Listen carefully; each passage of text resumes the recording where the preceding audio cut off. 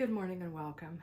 I was thinking I haven't had a morning chat with you all in a while, and I thought now is a good opportunity because I just finished up my video about Little Quilt's Big Stitch Quilting, and I'm stitching the second little quilt from that video.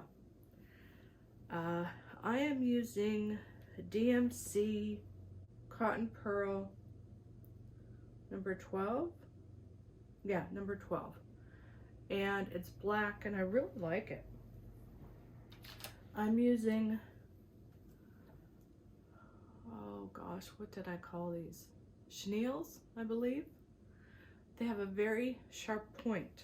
So they go through the fabric well. And I'm happy with them. So I'm just going to take off a length.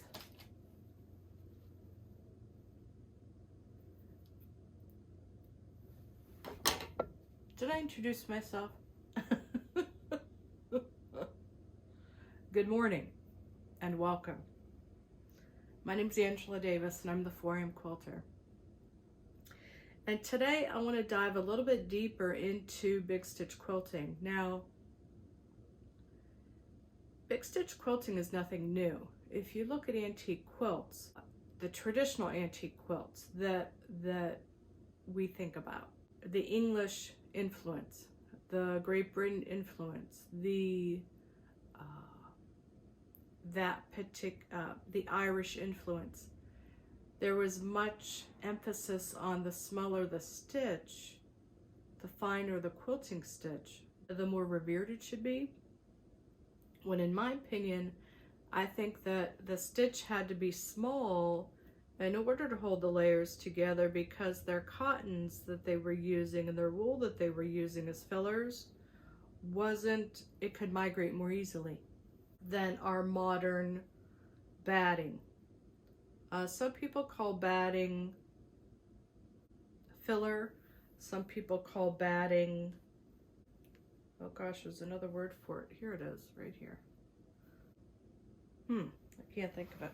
But anyway, so I'm gonna start. So what I'm doing is I'm gonna start behind the border and just take a couple stitches into the batting. So I'm burying the knot on the end without pulling it through the top. I'm gonna just take a couple stitches here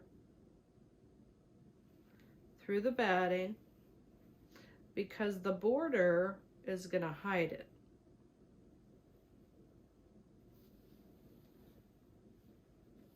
I'm just gonna knot that.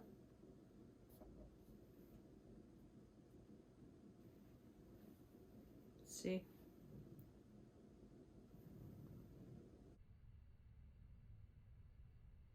Okay, and the border is going to hide it. So then what I'm going to do is going to insert my needle through the batting, not the backing, and I'm going to pull it through where I want to start my stitch.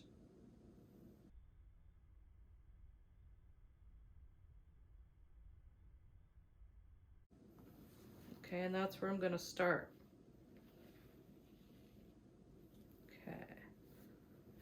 And I'm just taking some nice stitches, and I'm not being, I try to be as even as I possibly can, but I have difficulty with that. But the one thing that you should keep in mind is even if your stitches are not even or perfectly straight, don't let that stop you from enjoying what you enjoy doing. And as you stitch, you'll get better at it. I don't know, have I gotten better at it? Not really. Now, I am using a thimble. I believe this is by Clover. And thimbles are sort of like trying on shoes. you got to really use it, just like you got to walk around in the shoes to really know if they feel good. So I bought this one, and it has the metal tip and the silicone edge, I guess you would call it. I'm not happy with it because when I go to push that needle through, do you see how this bends? See how that bends? I'm not happy with the way that feels. But I'm used to a stiffer thimble, a more traditional thimble. That's what I'm used to. And those are unyielding. They do not bend. I'm not filming right now, not a lot, in my sewing room because I'm in the process of giving it a facelift. I'm painting. This room I did not paint when I first moved. Sorry, I'm not looking at you. I'm staring at my lap here. But as I said, I'm not doing a lot of filming in my sewing room right now because I'm in the middle of painting. It needs a good coat of paint, and that's what I'm working on right now. I'm between various other projects. We like having many irons in the fire, don't we? We really do. We like having many projects. And I think it's because, number one, we have so many ideas in our head that we want to get them out of our head through our hands. And number two, you sort of get bored working on one project. You know, that you need to switch a little bit. At least I know I do.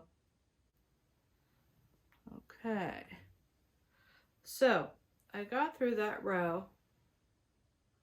The way I have my camera set up, I don't know how I can get it to, so you can look at what I'm doing. But what I'm going to do is, I'm at the end.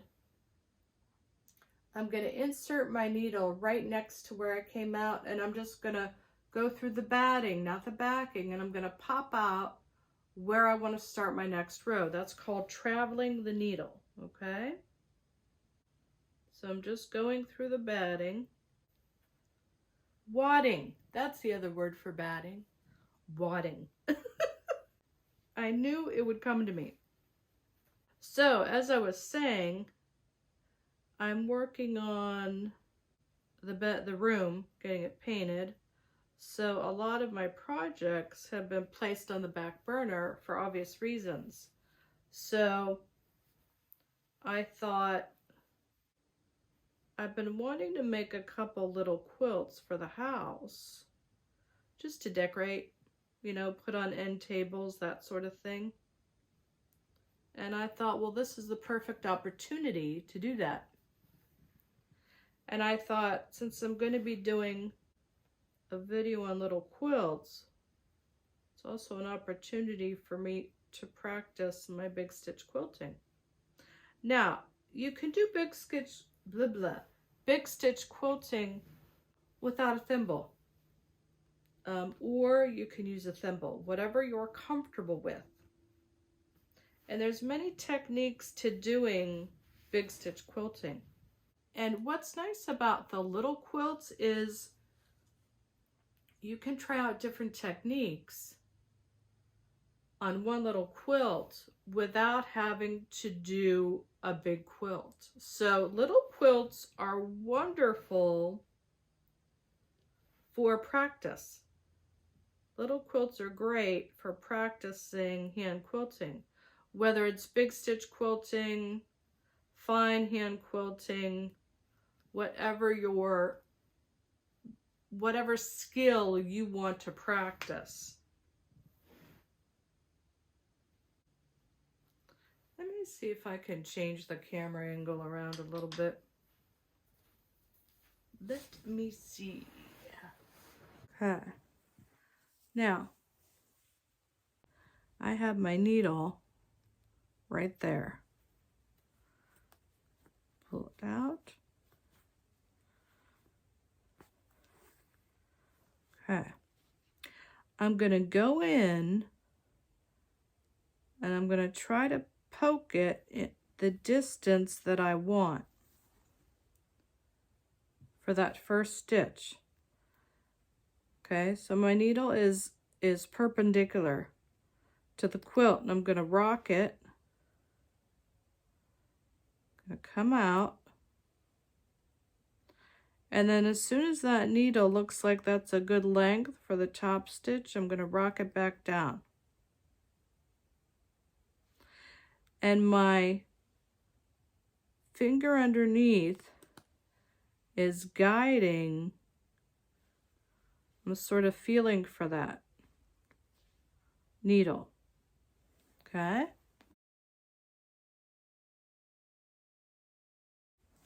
going to push it through now.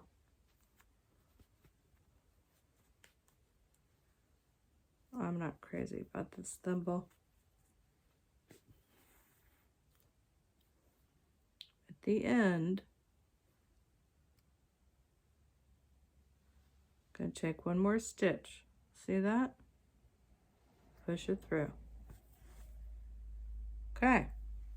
Now, I'm going to go in right next to where I came out. I'm going to go through the batting, and I'm going to come up through the top where I want to start the next row. I'm going to turn it. Okay. Now we're going to start again. Okay, and the other thing I want to mention is I'm not using a hoop. Some people like hoops. But for this little project, I don't need a hoop. And some people do entire quilts without using a hoop. Okay? It's called lap quilting. I don't do a lot of hand quilting, but I'd like to get back into it.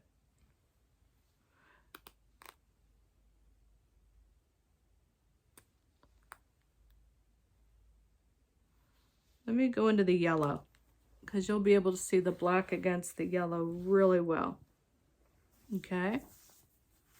So, I'm going in, and as soon as I feel that needle poking through, I'm going to rock it back up. Now, look at the distance between where my needle is in the fabric and where it's come out.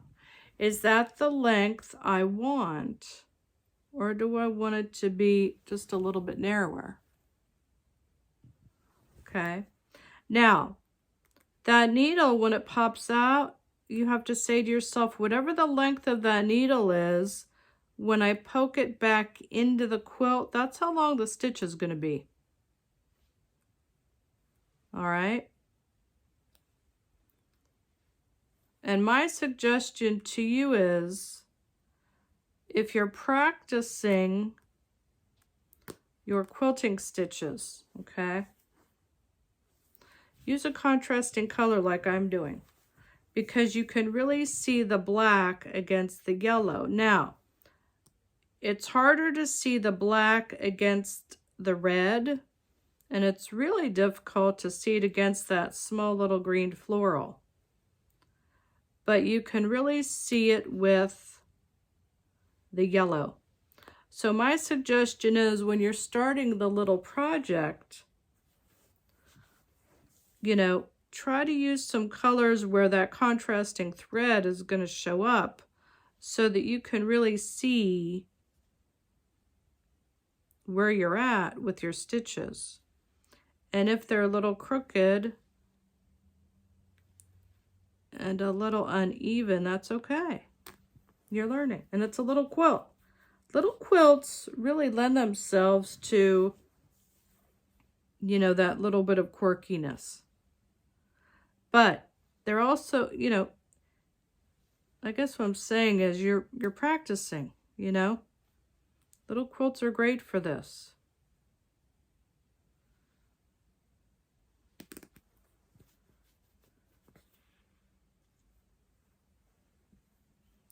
Okay, I'm going to go in right next to where I came out, and I might do a third row inside this seam, or inside this length of block.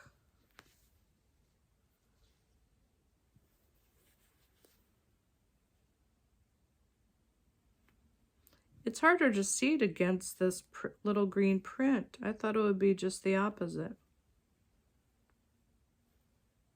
If you have issues with any type of bleeding or anything where if your finger gets pricked, you know, you're very sensitive to that, you can put a Band-Aid on the end of that, as long as you can feel that needle. Just put a little Band-Aid on the end of it. I have a Band-Aid here because I cut myself, but put a little Band-Aid on there. And this way you can still feel the needle, but the Band-Aid will protect your finger. Or they sell little circular pads in packages to help protect your bottom finger as you're hand quilting. You know, we don't want you to be uncomfortable, you know. This should be a fun process, not, you know, uncomfortable. So, oh, it's a little narrow. So yeah, you can put a Band-Aid on there. They sell little circular discs that you can use. Some people put a spoon under there and they tuck their finger inside the spoon. It takes a while to get used to, but actually what happens is the tip of the needle hits the spoon, and then gradually you'll learn how to curve that needle back up again. It's a very old way of, I'm going to take these stitches out. I don't like it, how they're going crooked.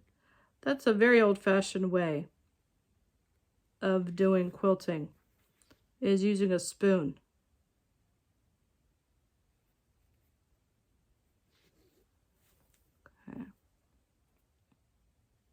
And it takes some practice. It does take some practice. The other thing I want to mention is you'll notice on this quilt that I'm working side to side. A lot of quilters quilt towards them. I think it just depends on where you're at in the quilt, what the design is,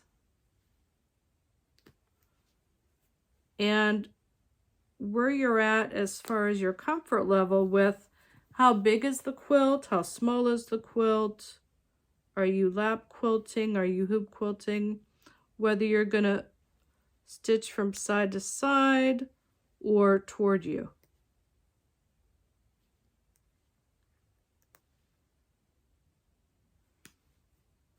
Sometimes it depends on the quilt.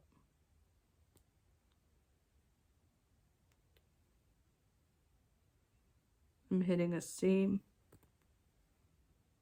I could feel it. I'm having a hard time pushing the needle through.